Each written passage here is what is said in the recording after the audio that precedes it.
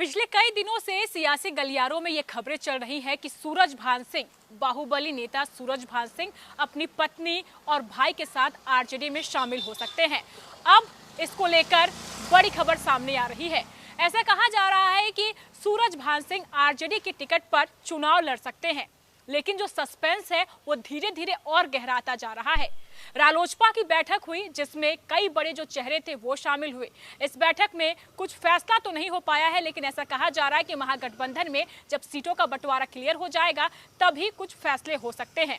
कई दिनों से ये खबरें हम आपको बता रहे हैं कि सूरजभान सिंह आरजेडी का दामन थाम सकते हैं और मोकामा से अनंत सिंह के आगे चुनाव लड़ सकते हैं, जिसके बाद मोकामा की जो राजनीति है वो काफी गरमाई हुई है। कहा जा रहा है कि दो बाहुबली एक दूसरे के आमने सामने खड़े रहेंगे और जो जंग है वो देखने को मिलेगी। हॉट सीट में शामिल हो गया है मोकामा, और पहले से भी कई ऐसे मौके आए हैं जब हॉट सीट बनकर मोकामा की विधानसभा सीट उभरी है। ऐसे में अब खबरें आ रही हैं कि अब जल्द ही, आज रात भर इंतजार करना है और जल्द जो फैसला है वो सूरजभान सिंह लेने वाले हैं। यानी आरजेडी का दामन थामकर सूरजभान सिंह मोकामा से चुनावी मैदान में कूद सकते हैं। आप जानते हैं महागठबंधन में सीटों का बंटवारा नहीं हुआ है, जिसके बाद ये कयास लगाए जा रहे हैं कि जल्द ही महागठबंधन सीटों का बंटवारा कर सकती है। फिलहाल तेजस्वी यादव दिल्ली में है, लालू प्रसाद यादव भी दिल्ली में है। चारा घोटाले को लेकर उनकी पेशी राउज एवेन्यू कोर्ट में हो रही है और ऐसा कहा जा रहा है कि जब तेजस्वी यादव दिल्ली से वापस पटना आ जाएंगे तो सूरजभान सिंह को लेकर बड़ा फैसला हो सकता है। सूरजभान सिंह कब आरजेडी में शामिल होंगे ये भी देखने वाली बात होगी। इसी बीच कहा जा रहा है कि आरजेडी की टिकट पर ही सूरजभान सिंह चुनाव लड़ सकते हैं, जिसको लेकर अटकलों का जो बाजार है वो भी तेज हो गया है। ऐसा कहा जा रहा है कि बस आज रात का इंतजार कीजिए, तस्वीर क्लियर हो जाएगी। इसी बीच हम आपको बता दें कि राष्ट्रीय लोक जनशक्ति पार्टी की अहम बैठक रविवार को पटना में हुई थी। बैठक में पार्टी के राष्ट्रीय अध्यक्ष और पूर्व केंद्रीय मंत्री पशुपति कुमार पारस सहित कई वरिष्ठ नेता शामिल हुए। बैठक में गठबंधन को लेकर कई घंटे तक चर्चा हुई, लेकिन अंतिम निर्णय नहीं लिया जा सका। पार्टी ने अब फैसला सोमवार रात या मंगलवार तक घोषित करने का संकेत दिया है। बैठक के बाद मीडिया से बात करते हुए पशुपति पारस ने कहा है कि गठबंधन को लेकर अभी कोई देरी नहीं हुई है।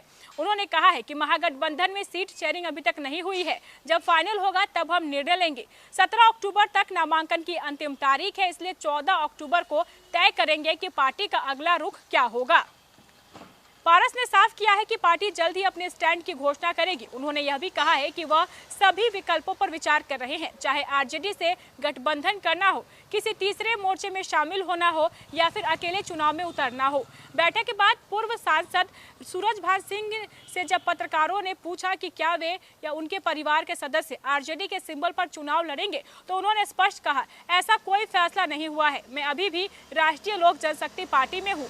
जहाँ तक गठबंधन और सीट बंटवारे का सवाल है, इसका फैसला पारस जी करेंगे। सूरजभान ने कहा है कि फैसले के लिए सारा अधिकार पारस जी को दे दिया गया है। बाकी राजद वाली जो बात आप पूछ रहे हैं उसके जवाब के लिए थोड़ा इंतजार कीजिए। उन्होंने यह भी स्पष्ट किया है कि आरएलजेपी के आरजेडी में विलय हो जाने को लेकर अफवाहें चल रही है, उनमें कोई सच्चाई नहीं है। सूत्रों के मुताबिक आरजेडी की ओर से पशुपति पारस को अपनी पार्टी का आरजेडी में विलय करने का 3 सीटों का प्रस्ताव दिया गया है, लेकिन पारस इस शर्त पर राजी नहीं है।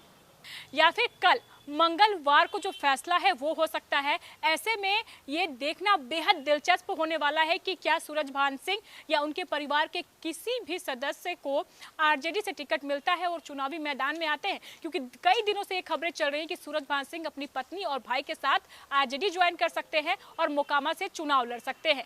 अब आज की रात काफ़ी अहम होने वाली है और कल जो तस्वीर है वो साफ हो जाएगी कि सूरजभान सिंह या उनके परिवार का कोई सदस्य आरजेडी ज्वाइन करेगा, आरजेडी की टिकट पर चुनाव लड़ेगा। जबकि सूरजभान सिंह ने साफ तौर पर कह दिया है कि वो अभी भी पशुपति पारस के साथ है और उन्हीं को पूरे अधिकार दे दिए गए हैं चुनाव का निर्णय लेने के लिए।